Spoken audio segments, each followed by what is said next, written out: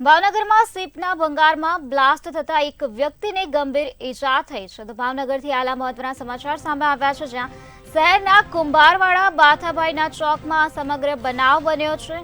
પંકજ ચુડાસમા નામનો વ્યક્તિ આ ઘટનાનો ભોગ બન્યો છે. ભંગારમાં આવેલી ડબ્બાને તોડતા બ્લાસ્ટ થઈ ગયો હતો. તો અલગ સીપ રિસાયકલ યાર્ડમાંથી ભંગાર તોડવા માટે લાવવામાં આવે છે, ત્યારે બ્લાસ્ટ થતા પંકજ નામના વ્યક્તિને ગંભીર ઈજા પહોંચી હતી. ઈજાગ્રસ્ત પંકજને સારવાર અર્થે હોસ્પિટલમાં ખસેડવામાં આવ્યો છે.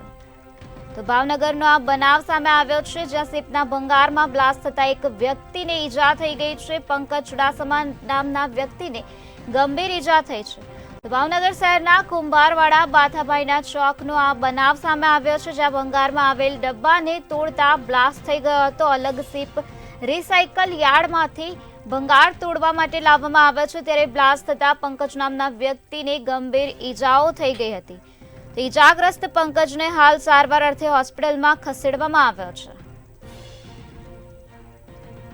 તો અલગ સીપ રિસાયકલ યાર્ડમાંથી લાવવામાં આવે છે અને આ ભંગારને તોડવામાં આવે છે, ત્યારે ભંગારમાં આવેલી ડબ્બાને તોડતી વખતે આ સમગ્ર બનાવ બન્યો હતો. ભંગારમાં આવેલ ડબ્બાને તોડતી વખતે બ્લાસ્ટ થઈ ગયો હતો.